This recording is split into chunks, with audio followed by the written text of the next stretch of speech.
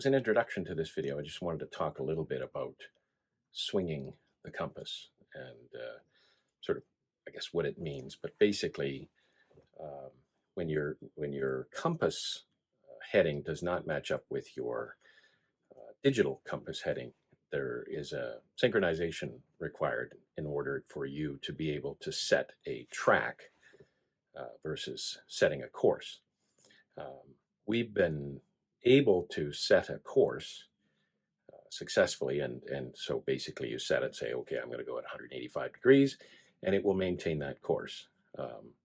But what I need to be able to do is two things. One is I want to make sure that I can set a track so I can do a go-to waypoint, and that would be where it holds a course over the water, regardless of wind and wave action or current that are influencing the direction of the boat. A course line will not take those three things into consideration. The other thing that happens with specifically with our system is that our radar does not line up. So we are unable to see the radar in relation as an overlay to the chart plotter. Recently we had a look at one where it was completely upside down, 180 degrees out of sync. And so you're looking at your chart plotter in one direction and your radar is 180 degrees to the opposite direction. And it takes its bearing from the compass, or it takes its angle of overlay from the compass. So it's pretty important that we have that going. This compass setting that we did back in Georgian Bay or Fraser Bay up in the North Channel did successfully work, and we ran with it for a while, but it did go off course again. And what we've done recently, we are now in the Tennessee River, but what we did recently was we moved the compass away from where it was sitting on a wall and put it into a different position. It needs to be away from ferrous metals. And it was behind the generator, which likely had some indication on it. But our tank room is absolutely littered with ferrous elements. So it's a bit of a challenge trying to get it organized. However, most recently, we were able to relocate the compass and swing it successfully to the position now where we're just out a few degrees again, as we were in this video that you're going to see shortly. But we now feel that we can go out on the water and do our circles again on the Tennessee River and have a properly swung compass. The important aspect of that is the fact that when we are using radar, it's advantageous, especially with the fog on the Tennessee River, to be able to see where you're going. You can start out in the morning with a nice sunny day, and by the time you are through a certain area, you could be into a fog patch that you cannot predict. And so it's important to be able to have functional radar when we're underway. So here's our video. So I'm up here with our captain. What are we up to today, Dan? We're up to 8.0 knots.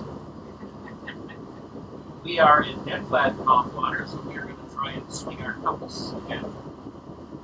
Dave and I were down in the edge of the tank room taking a look at things back when we were investigating the problem, and for some inexplicable reason, which maybe somebody has an idea why, but when we got the screwdriver close to the magnetic compass down in the engine room, it seemed to swing around, and we are now only about 6 degrees off, which seems very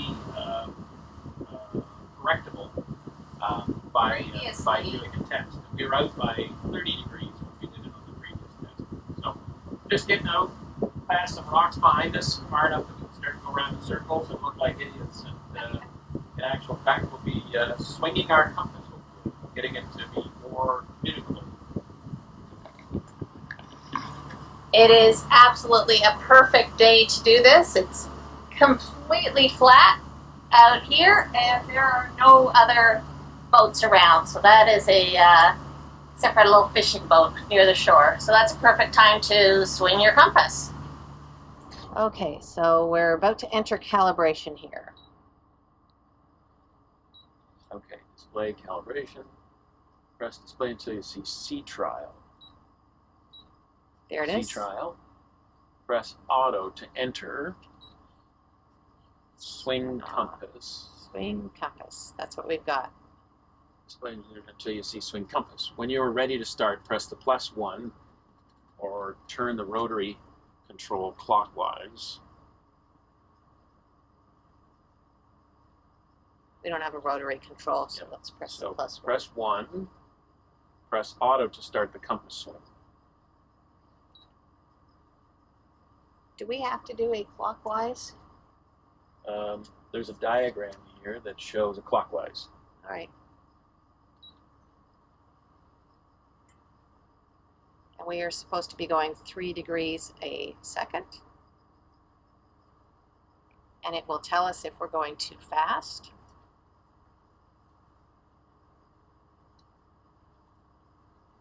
We need to do a minimum of 2 circles.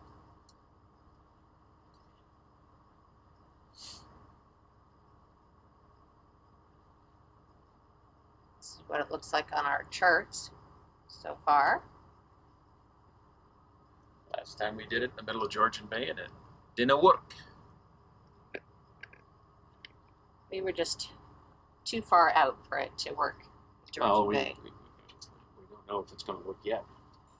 I'd like it to work so that when we go across on our Gulf crossing, we can do a track line instead of having to adjust course all the time. Basically, the difference between a track and a heading is that the track will continue to adjust the boat so that it is headed for that waypoint that you set 180 miles away. But if you are on basically a compass heading, then it'll continue to track at that compass heading, but it doesn't take into consideration wind and waves, and so or current. So if you have anything impacting your boat from pushing you either port or starboard of your course line, the course autopilot will not correct for that, whereas track will.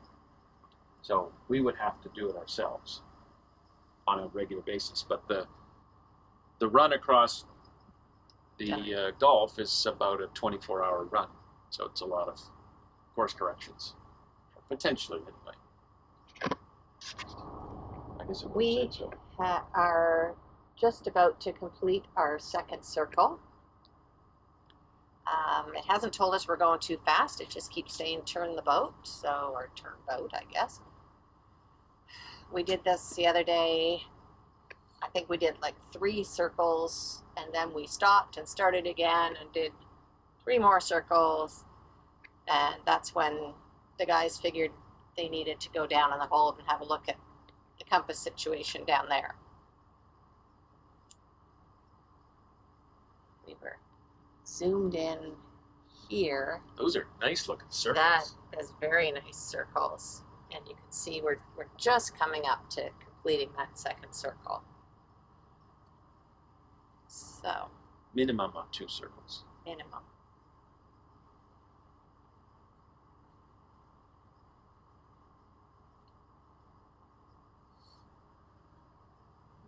I'm going to say we are closing in on circle number 2.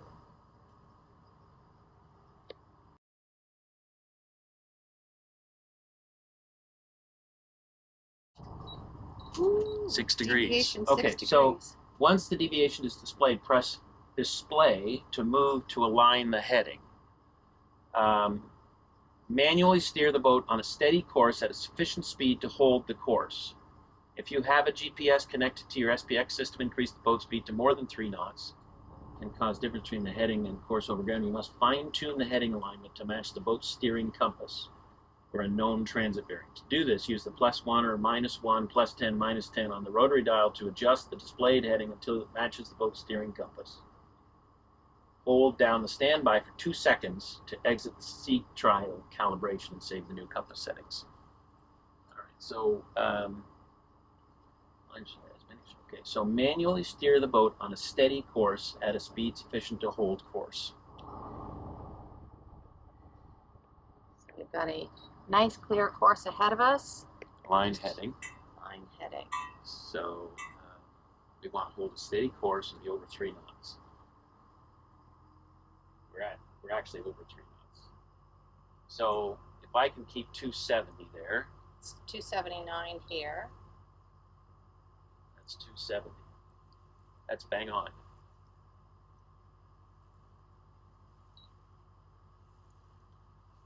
How long do we do this for? 272. Press auto. 274. Ooh, suddenly it says 282. 275 is 275. We're at 279. 277. 280, bang on. So 281. Yep. 282. Yep. 283. Hold down the standby to exit. 284. Yep. Okay, we're good. Okay. How do we test it? Well, I guess I could set a waypoint and aim for that waypoint.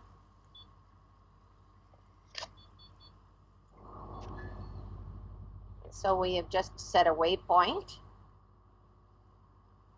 And the good news is, and we've engaged track, the good news is that we didn't do a huge swing.